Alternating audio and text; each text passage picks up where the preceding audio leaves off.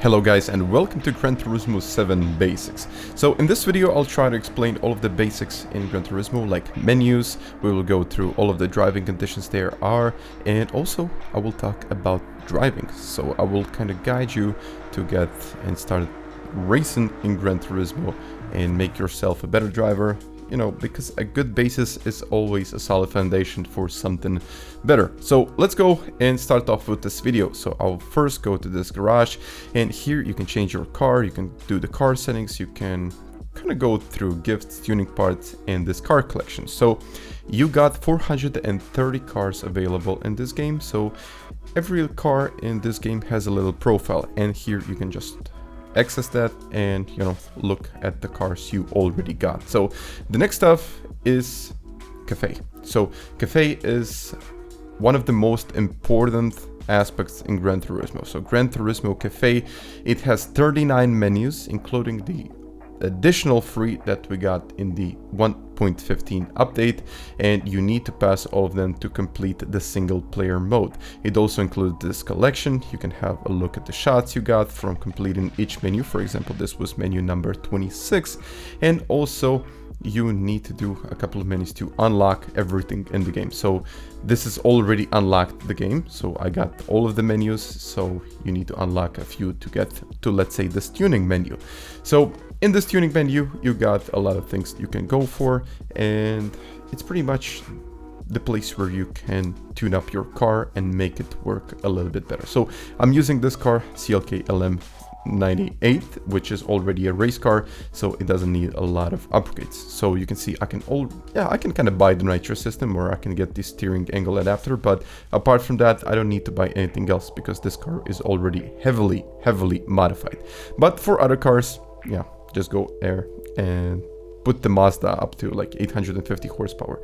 But now, yeah, let's go to GT Auto, and here you can change and check your oil, engine, and battery rigidity conditions. I have to say, check your oil levels, because it can reduce a couple of horsepower from your car and make you slower in the race. So just after a long race, go here, check your oil, and if needed, just change the oil. I know it's kind of a I know it's kind of annoying thing to do. It's not hard, it's just annoying, but it just has to be done. So GT Auto has this second menu where you can go to tune up the car a little bit more. You can go customize the rims, you can pretty much put any part that you want in the car. But this car, I have to say once again, cannot be modified. So I just use this car just to show you that not every car can be modified. You can modify a lot of cars, but race cars usually stay race cars. You cannot change the wing on a racing car. Also, you can load up the styles into your collection from online collection and just put it back in here. So you can also change your driving gear, going from your helmet design and your racing suit design. And now I would like to go to this multiplayer mode, and this consists of a lobby, the online lobbies, and 2 split screen. I'm not gonna go that much into detail here. I would really like to focus on the sport mode and the real aspects of, I think, how Polyphony Digital wanted it to be. But again, I will go to sport mode later. And now you can scroll through the legendary car collection, but be very careful which car you got, because these can be quite expensive. And also you got the brand central, where you can buy the latest cars out there in the market. And I think with every update we get a couple of new cars, which are kind of a good thing, and just an addition to a game. But already you got, as I said before, 430 cars you can get, so it's gonna take a while until you get every single car in the game. So it's gonna take a while. Also, you go to used car dealership, where you can find older cars and something that is not being sold in the brand central or the legendary car collection. So for example, this rough, you can go here and buy it. You know, some cars can be actually quite expensive even though they are used. Also, you can go down there in the showcase, where you can find some content that a lot of other players created. So for example, I could go up here and look for the livery for my CLK. So as you can see, there are a lot of liveries, and you can preload them by putting them into your collection. So just hit the collection button, and once you go back to GT Auto, you can put it once again onto your car. And it costs a little bit of credits, but yeah, just the way it is in this game. You gotta pay for everything. Also, Scape mode. One of the most interesting things in Gran Turismo 7, and you can pretty much yeah, you got a lot of skips. You got a lot of things you can create in this mode. So I just tried to and make this kind of a, I tried to make a clean shot, but you also need to be careful on how you modify the filters, how you put the white balances. I mean, it can be quite tricky to get like a good perfect shot and get the shadows right and get the shot actually looking really good. And the quality of the pictures is very nice, so I usually take a screenshot and make a thumbnail out of this. So the quality is very good, but just make sure that you load it on your PlayStation and not share it online. So you lose a bit of quality if you put it online. And now we're going to go to License Center. And as usual, in all of the older Gran Turismos, you have to pass the license testing. So just to complete the single player mode, you gotta pass all of the licenses to get, and actually complete the game using the menus. So here, as I said before, you can also get cars for completing all bronzes and all gold. For example, you got the R8 and Red Bull competition here for getting all of the golds. So I mean, you can actually try and put a little bit of effort into this. So the cars are actually quite good, so it's kind of worth it. And in here, we're gonna go to this mission part. There are a lot of missions in Gran Turismo 7. As you can see, I haven't even got to human comedy. Not really a fan of those type of races, but here you can go through a lot of things, going from one single missions, drift challenges, fuel missions, and yeah, a lot of things that you weren't really thinking about when you're buying this game. So just a lot of modes that sometimes they make sense, sometimes they don't, but just the way it is. So now we're gonna go to world circuits, and you got 3 regions: Americas, Europe, and Asia. And also down there you got the championships, which you need to complete to finish all of the menus in Cafe.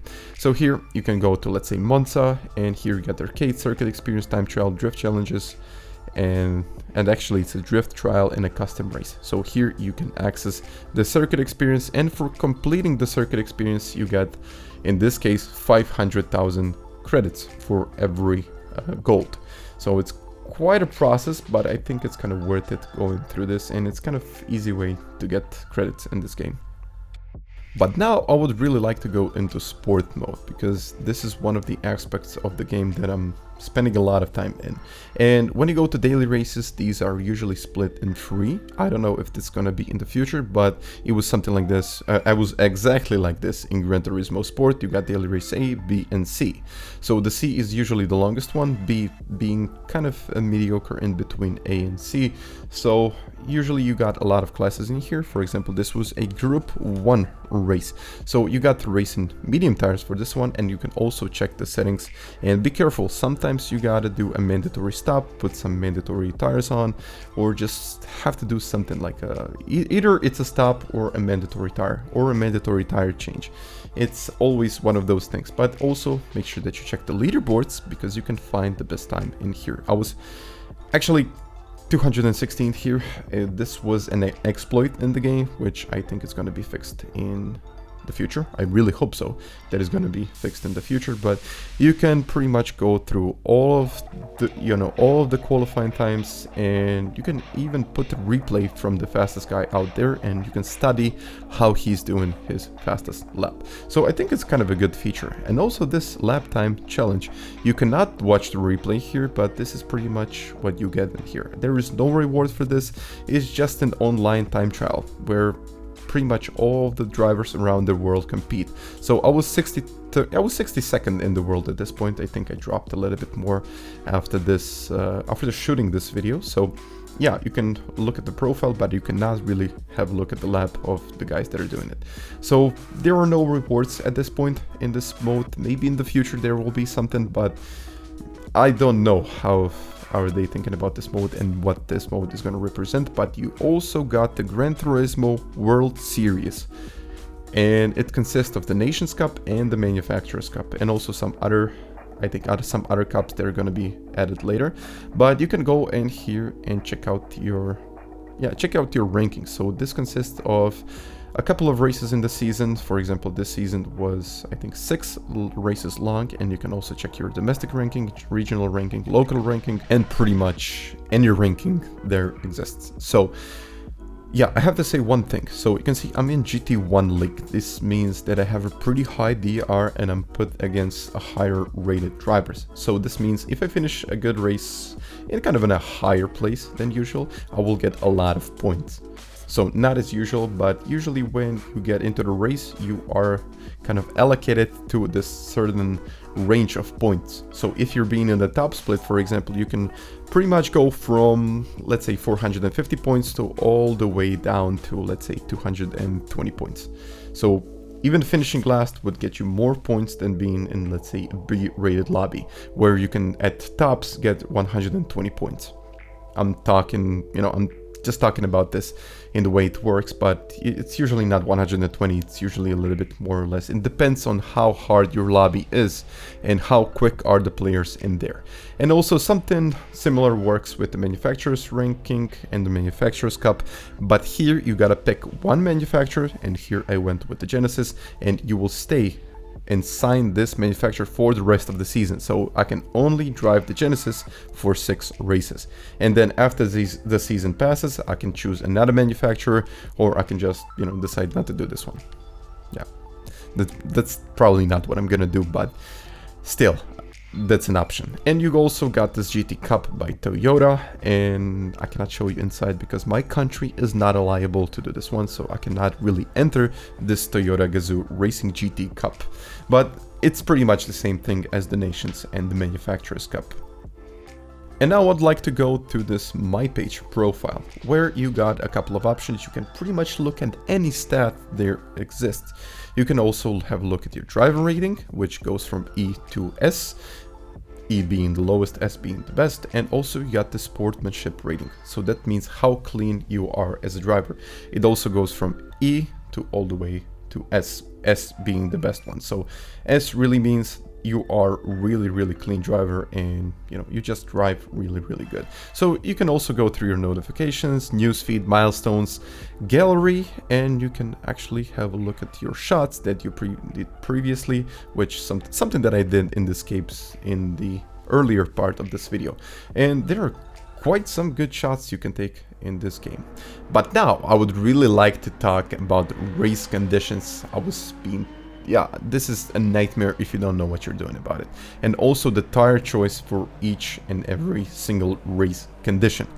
And also you have to notice that this is a rain race, and I chose this one because you got a couple of options that, just going for the tires. You can put the intermediates, racing soft for example, or the heavy wets.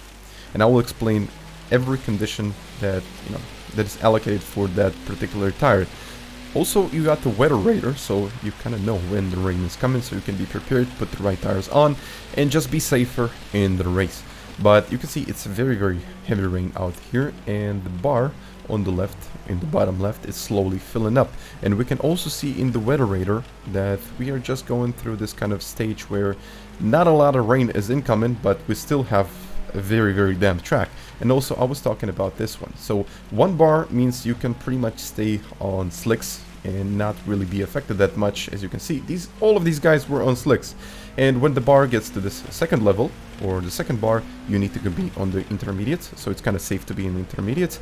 And also the third bar means that you have to put the full wet tires on, unless you want to spin in pretty much any and every corner. Even though I was on the wet tires, I managed to get a kind of a snap when I was exiting the corner. So the perfect race conditions would be literally, warm weather without any rain, and you put the slicks on and drive like that. But you can just see what happens when the rain hits, so just be careful to always check the weather radar. And here I would like to talk about the driving basics. I mean, I'm always talking about this in my racing videos, and I'm always talking about that in, in the track guides that I always do, but braking points. And I don't think a lot of people understand what braking points mean. Okay, it might be a little bit dumb for you, but here, I was using the 100 meter sign, but I'm using this part. It's not really a stopping sign or a stopping place. It's just a marker. It's a braking point, something that you're going to use as a reference or as a marker or whatever you want to call it. But it's always going to be that little thing beside the track or some kind of a mark that you're going to use. Let's say 50 meter sign at this point. But I know getting this part can be quite difficult, which I will do a series about this. I will pretty much do every single aspect of this game, and here I would like to talk about the turning point, because acceleration and braking are one thing, but turning point is another. And you can also use the points that are on the track. For example, I was using this curb, and just when I got to this curb, not the beginning of this curb, the ending of this curb, I tried to turn in. And it's also, you need to also have in mind that I'm using that only as a reference. It's not a literal point on track when you'll just start and go to turn in or brake or accelerate. It's just a reference. So every little movement, everything that you do with the car is going to make your line a little bit different. So you need to know how and when to adapt to that. And this is exactly why I would like to talk about acceleration points. And as I'm going through this right-hander, a very, very interesting one, I'm using the middle of the curb to start accelerating. So as soon as I kind of get to the middle of the curb, which is not exactly, you know, just a static point, because it always depends how much speed you're taking in, and also depends on how, you know, how the car is handling prior to that acceleration point. And you can also see right here, I'm going for the curb, and just when I'm getting to over this curb, I'm using that to kind of lift and, you know, just put the throttle back on. Once again, beginning of the curb, using the middle of the curb once again to put put the power down, but also I had in mind that it's only a reference point. I need to be able to understand the car's movement and how to handle the car. And I will always, when we're talking about assists, I will always be using manual. And if you really need to use the traction control system, I would really recommend not using more, or maybe two. It's something that I would use in the rain, but one is, you know, if you don't feel comfortable with driving, let's say, Mazda 787B, or pretty much the hardest car you can find out there, I think one is more than enough. And always, like always, use default. Weak, it doesn't make any sense to drive weak or off. It's just gonna make your life a lot easier. And I'm not using any of these assists out there. So I'm not using the driving line, I'm not using the corner indicators, for the reason that I just explained in my markers section of the video. So you need to find other markers than just the ones that, you know, the game is given to you. You need to find some static points, and in the end, I think you're gonna be a little bit better, you know, driving in those kind of your conditions, and finding your lines and your braking points and markers, and actually acceleration points and so on. So I will just try to explain why. So braking points, it just gives you a straight area where you should brake, but it's not a clear indicator. So you might take this information and not get the full use of it. So for example, this area, it says brake. I'm heavy braking. It doesn't show you how much you brake, where to brake, and, you know, which line to take. So just make sure that you use the markers, and always check the guy who's doing the first time in the leaderboards, or just check my track guide. You know, it's just gonna make your life a lot easier. And also active stability management. I haven't found a good use for this. It just made me a little bit slower, but I've seen some drivers use weak settings. So counter steering assistance, you can use weak, and with some cars I've seen some improvement. It actually got me a little bit better, but in general, with most of the cars, with 90% of other cars, I wouldn't be using that. So, or any assists. So I will just use braking at default, and that's pretty much everything that you need to use. Default on the brakes, and that's it. So guys, in the future videos, I would like to go through a lot of the groups and a lot of the other segments into making you a better driver. So I would really like to hear your opinion down in the comments. If you got any suggestions, if you got anything that you want to ask me, I'll try to answer it.